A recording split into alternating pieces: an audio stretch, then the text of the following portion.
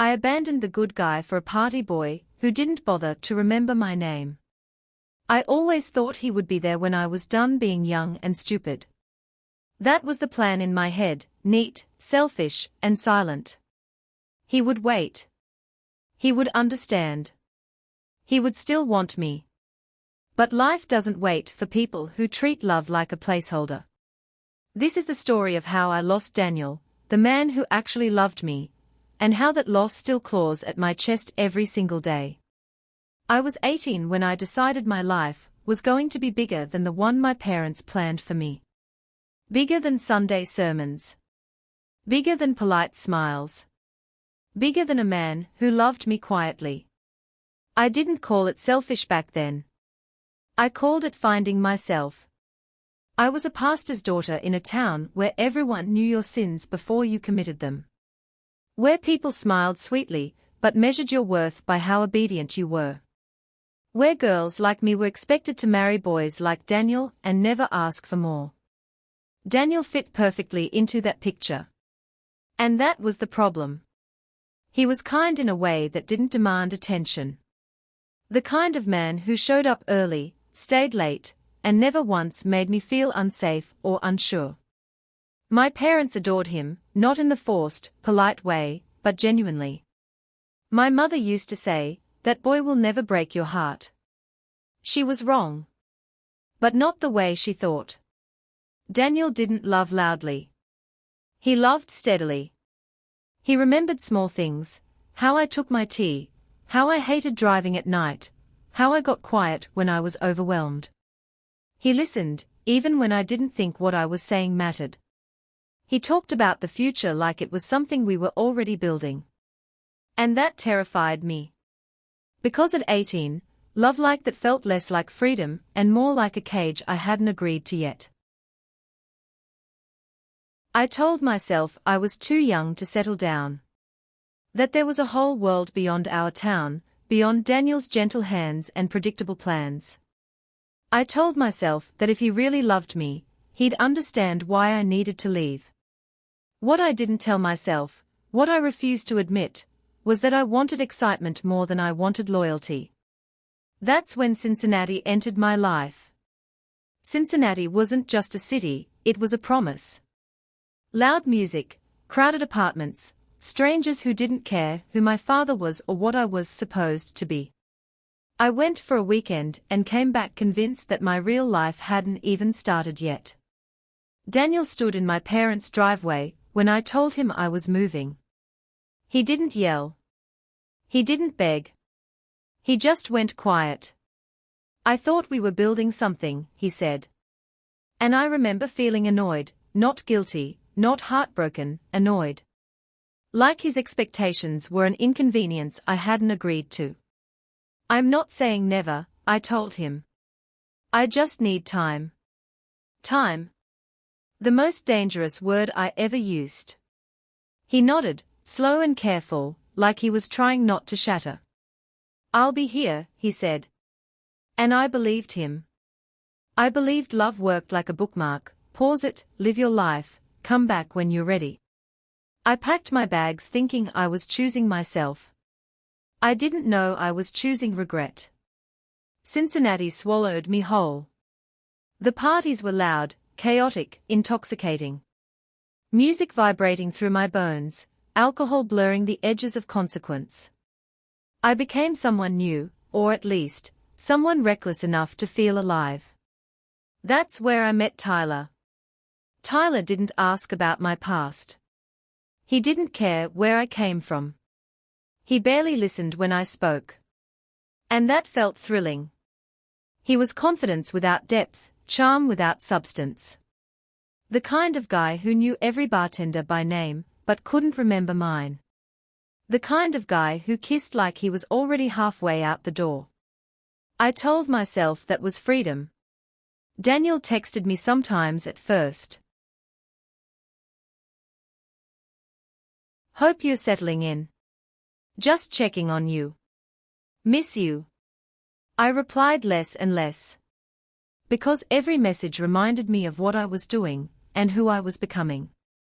And I didn't want to look too closely at that yet. By the time Tyler forgot my name for the third time, I laughed it off. By the fifth time, something inside me started to ache. But I ignored it.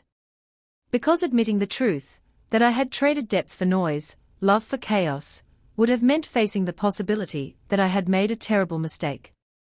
And I wasn't ready for that. Not yet. Cincinnati stopped feeling magical faster than I expected. At first, the nights blurred together, music, laughter, strangers pressed too close, drinks I didn't remember ordering. I told myself this was what living looked like. That exhaustion was excitement. That emptiness was independence. Tyler came and went like a song you liked only because it was loud. Some nights he'd text at midnight. Some nights he wouldn't text at all. Some mornings I'd wake up in unfamiliar rooms wondering when my standards had lowered without my permission. He never asked how my day was. Never asked what I wanted. Never asked who I was. And the worst part? I let him. Because attention, even careless attention, felt better than admitting I had made a mistake. Daniel stopped texting. Not suddenly. Not dramatically. Just, slowly. His messages went from paragraphs to sentences. From sentences to check-ins. From check-ins to silence. I noticed, of course. But I told myself that was good. That it meant I was finally free. That I didn't need a man waiting patiently back home, like a safety net I pretended not to want. Still, sometimes at night, I'd reach for my phone and type his name just to see if it still existed in my contacts. It did. But he didn't. One night, Tyler forgot my name in front of his friends. Not jokingly. Not playfully. He paused mid-sentence, snapped his fingers, laughed. "Hey, what's your name again?" Everyone laughed. So did I. But something inside me cracked. I went home alone that night and cried harder than I ever had over Daniel. Because deep down, I knew the truth I had been avoiding. Daniel loved me. Tyler didn't even see me. And love, once lost, doesn't sit patiently on a shelf waiting to be reclaimed. I went back home for Christmas. I didn't tell Daniel. I told myself it would be casual. Friendly. Just two people who once mattered to each other. I rehearsed what I'd say in the mirror. I just needed time. I wasn't ready then. I always knew it was you.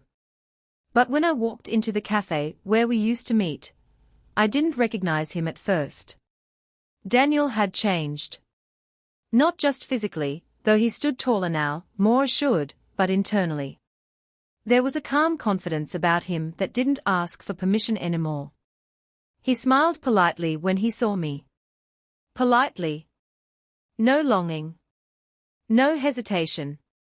No relief. "How have you been?" he asked. Not "I missed you." Not "I wondered about you." Just polite interest. Like I was someone he used to know. I told him about the city. The parties. The freedom. He listened. Then he said the words that shattered me. "I'm seeing someone." My heart dropped, but I forced a smile. "Oh? That's great." And then he added, softly but firmly. "She's kind. She knows what she wants. She doesn't disappear." That was it. No accusation. No anger. Just truth. I left the cafe knowing something irreversible had happened. Daniel wasn't waiting anymore. Life has a cruel sense of timing. Just as my world started collapsing, Tyler disappearing completely, the parties feeling hollow, Daniel's life flourished. I saw it through mutual friends. Social media posts I pretended not to stalk. Smiles that looked genuine, not performative. He graduated. Got a good job. Got married. To her. She was everything I hadn't been: present, appreciative, steady. Then came the photos that finally broke me. Daniel holding his newborn son. The way he looked at that child, the devotion, the awe. I knew, with a certainty that made me physically ill, that should have been my life. Those should have been my Tuesdays. My quiet mornings. My forever. Instead, I had memories of strangers and a man who couldn't remember my name. I tried reaching out once. Just once. He replied kindly. Briefly. Closed. That was when I understood something devastating. I didn't just lose the boy he was. I lost the man he became. I'm 30 now. People ask why I'm still single. Why I don't settle down. They don't understand that sometimes you don't settle, you miss your chance entirely. Daniel isn't my villain. I am. I mistook stability for boredom. Love for limitation. Freedom for chaos. I thought I could live wildly and come back to safety whenever I wanted. But people are not bookmarks. Love is not a pause button. And good men do not wait forever. Now I watch his life from a distance, a wife who cherishes him, children who adore him, and I exist only as a footnote in his story. Someone he used to know. This is my confession. Not for sympathy. Not for forgiveness. But as a warning. If someone loves you with patience, consistency, and intention, don't assume they'll always be there when you're done running. Because by the time you're ready, they may already be gone.